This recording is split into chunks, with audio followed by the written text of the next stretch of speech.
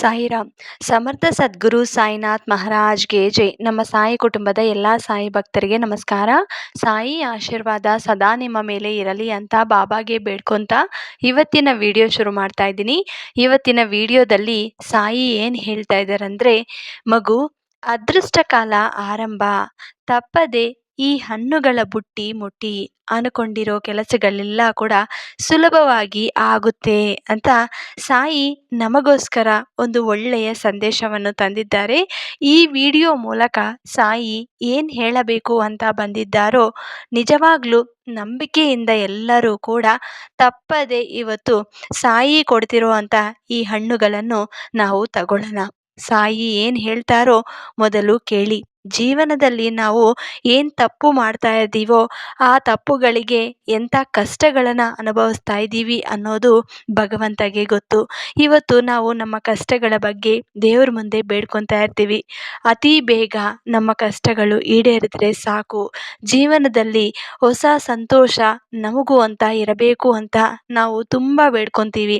ಈ ವರ್ಷದಲ್ಲಿ ಹೊಸ ವರ್ಷ ಮೊದಲಾಗಿದೆ, ಆದರೆ ಉಗಾದಿ ಹಬ್ಬ ಮುಗಿದಿದ ನಂತರ ಕೂಡ ನಮ್ಮ ಕಷ್ಟಗಳು ಹಾಗೇ ಇದೆ. ಆದರೂ ಸಂತೋಷವ ಕಾಲ ನಮಗೂ ಅಂತ ಬರುತ್ತೆ ಅಂತ ನಾನು ಕಾಯ್ತಿದ್ದೀನಿ.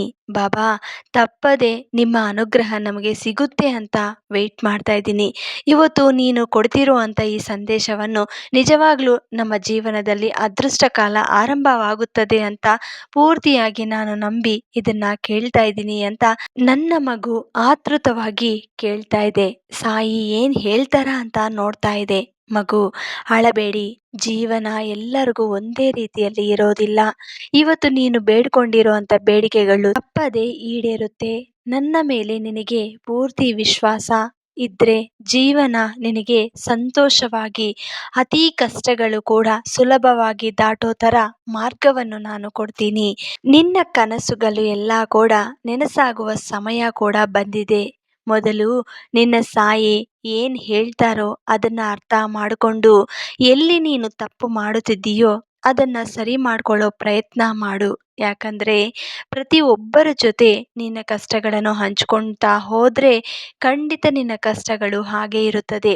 ಇವತ್ತು ನೀನು ಏನಾದರೂ ಒಂದು ಕೆಲಸ ಶುರು ಮಾಡೋ ಮುಂಚೆ ಅದ್ರ ಬಗ್ಗೆ ಯೋಚನೆ ಮಾಡಿ, ಆ ಕೆಲಸದ ಬಗ್ಗೆ ಅರ್ಥ ಮಾಡಿಕೊಂಡು ಆ ಕೆಲಸನ ನೀನು ಶುರು ಮಾಡಿದ್ರೆ ನಿನಗೆ ಸಕ್ಸಸ್ ಅನ್ನೋದು ಸಿಗುತ್ತಾ? ಒಮ್ಮೆ ಯೋಚನೆ ಮಾಡಿ. ನಿನ್ನ ಮನಸ್ಸಿಗೆ ಏನು ಅನಿಸುತ್ತೋ ಅದನ್ನೇ ಮಾಡಿ. ಎಲ್ಲರ ಜೊತೆ ಹಂಚ್ಕೊಂಡು ಅವ್ರು ಹೇಳೋದು ಇವ್ರು ಹೇಳೋದು ಎಲ್ಲ ಕೇಳಿದ ನಂತರ ಮತ್ತೆ ಅದು ಪ್ರಯತ್ನ ಮಾಡಿದ್ರೆ ನಿಮಗೆ ಫಲ ಸಿಕ್ಕಿಲ್ಲ ಅಂದರೆ ಮತ್ತೆ ನಿನಗೆ ನೋವು ಬರುತ್ತೆ. ಆ ನೋವನ್ನು ತಡೆಯದೆ ನಿಮ್ಮ ಜೊತೆ ಇರೋವಂಥವರೆಲ್ಲರೂ ಕೂಡ, ನಿಮ್ಮ ಮನೆಯಲ್ಲಿ ಎಲ್ಲರೂ ಕೂಡ ಆ ನೋವನ್ನು ಅನುಭವಿಸೋ ಥರ ನೀನೇ ಮಾಡುತ್ತೀಯ.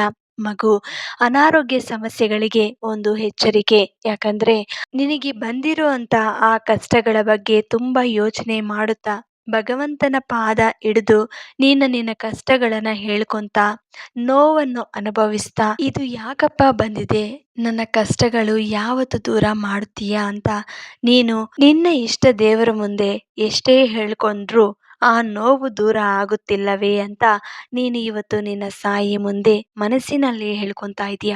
ನನಗೆ ಎಲ್ಲ ಗೊತ್ತಾಗ್ತಾ ಇದೆ ಮಗು. ಅನಾರೋಗ್ಯ ಸಮಸ್ಯೆ ದೂರ ಆಗುತ್ತದೆ. ಪ್ರತಿದಿನ ಸಾಯಿ ವಿಭೂತಿನ ಹಚ್ಕೊಂಡು ಸಾಯಿ ನಾಮಸ್ಮರಣೆ ಮಾಡುತ್ತಾ ಇರಿ. ಪ್ರತಿದಿನವೂ ನೀನು ಮಾಡೋ ಕೆಲಸದಲ್ಲಿ ಆಟಂಕಗಳು ಬರಬಾರದು ಅಂದರೆ ಮೊದಲು ನೀನು ದೈವ ನಾಮಸ್ಮರಣೆ ಮಾಡುತ್ತಾ ಪ್ರತಿದಿನ ನಿಮ್ಮ ದಿನನ ಶುರು ಮಾಡಿ. ಆಗ ನಿನಗೆ ಏನು ಕಷ್ಟಗಳು ಅನಿಸಲ್ಲ. ಆ ಕಷ್ಟಗಳಿಗೆ ಭಗವಂತ ಒಂದು ದಾರಿ ಕೊಡ್ತಾರೆ. ಆ ಶಕ್ತಿ, ಆ ಕಷ್ಟಗಳು ದಾಟೋ ಶಕ್ತಿ ಕೂಡ ಭಗವಂತ ಕೊಟ್ಟೇ ಕೊಡ್ತಾರೆ. ನಿಜವಾಗ್ಲೂ ನಂಬಿಕೆ ಇದ್ದರೆ ಪ್ರಯತ್ನ ಮಾಡಿ. ಯಾಕಂದರೆ ನೀನು ಇವತ್ತು ಒಂದು ಕೆಲಸ ಶುರು ಮಾಡ್ತೀಯ ಅಂದರೆ ನನ್ನ ಕಷ್ಟಗಳು ದೂರ ಆದರೆ ನಾನು ಈ ಕೆಲಸ ಮಾಡ್ತೀನಿ, ಈ ಪೂಜೆ ಮಾಡ್ತೀನಿ, ಅಥವಾ ನಾನು ಒಂದು ಪಾರಾಯಣೆ ಮಾಡ್ತೀನಿ, ಈ ರೀತಿ ದೇವ್ರ ಮುಂದೆ ಸಂಕಲ್ಪನೆ ಮಾಡ್ಕೊತಾ ಇರ್ತಾರೆ.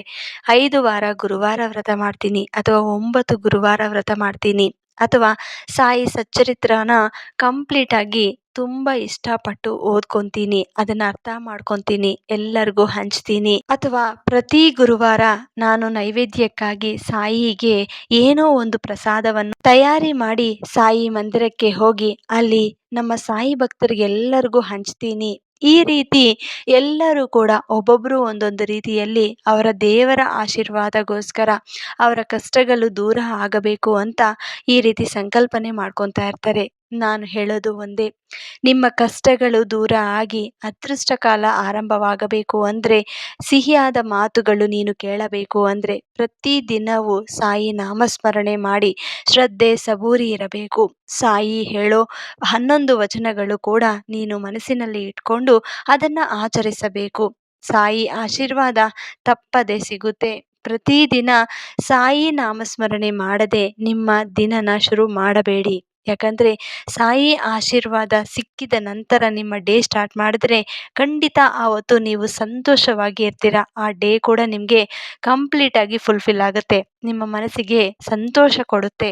ನೀವು ಏನಾದರೂ ಒಂದು ಕೆಲಸ ಶುರು ಮಾಡುವಾಗ ಅದ್ರ ಬಗ್ಗೆ ಯಾರ ಹತ್ರನೂ ಹಂಚ್ಕೋಬೇಡಿ. ನಾನು ಇಂಥ ಕೆಲಸ ಮಾಡ್ತಾ ಇದ್ದೀನಿ ಅಂತ ನೀವು ಯಾರ ಹತ್ರನೂ ಹಂಚ್ಕೊಳ್ಳೋಕ್ಕೆ ಹೋಗಬೇಡಿ. ನೀನು ಈ ಕೆಲಸ ಶುರು ಮಾಡಿದ್ರೆ ಮೊದಲು ಹಂಚ್ಕೋಬೇಕಾಗಿರೋದು ಆ ಭಗವಂತ ಮುಂದೆ. ನಾನು ಇಂಥ ಕೆಲಸ ಮಾಡಬೇಕು ಅಂತ ಅನ್ಕೊತಾ ಇದ್ದೀನಿ, ಇದಕ್ಕೆ ನಿಮ್ಮ ಆಶೀರ್ವಾದ, ನಿಮ್ಮ ಅನುಗ್ರಹ ನಮಗೆ ಇರಲೇಬೇಕು ಅಂತ ಮನಸ್ಫೂರ್ತಿಯಾಗಿ ಆ ದೇವರ ನಾಮಸ್ಮರಣೆ ಮಾಡುತ್ತಾ ಆಶೀರ್ವಾದ ತಗೊಂಡ್ರೆ ತಪ್ಪದೆ ನಿಮಗೆ ಅದರಲ್ಲಿ ಸಕ್ಸಸ್ ಸಿಗುತ್ತೆ. ಅದು ನೀವು ಸಕ್ಸಸ್ ಆಗಿದ್ದ ನಂತರ ಬೇರೆಯವ್ರ ಜೊತೆ ಹಂಚ್ಕೊಂಡ್ರೂ ಕೂಡ ನಡೆಯುತ್ತೆ. ಮುಂಚೆನೇ ಹಂಚ್ಕೊಂಡ್ರೆ ಮಾತ್ರ ನಿಮಗೆ ಅದರಲ್ಲಿ ಫಲ ಸಿಗಲ್ಲ. ಅದಕ್ಕೆ ಏನಾದರೂ ಆಗಿರಲಿ, ಅದು ರಹಸ್ಯವಾಗಿ ನೀವು ಮಾಡಿದ್ರೆ ಅದರಲ್ಲಿ ನಿಮಗೆ ಸಕ್ಸಸ್ ಸಿಗುತ್ತೆ. ಸಾಯಿ ನಮಗೋಸ್ಕರ ಒಳ್ಳೆಯ ಸಂದೇಶವನ್ನು ಹೇಳಿದ್ದಾರೆ.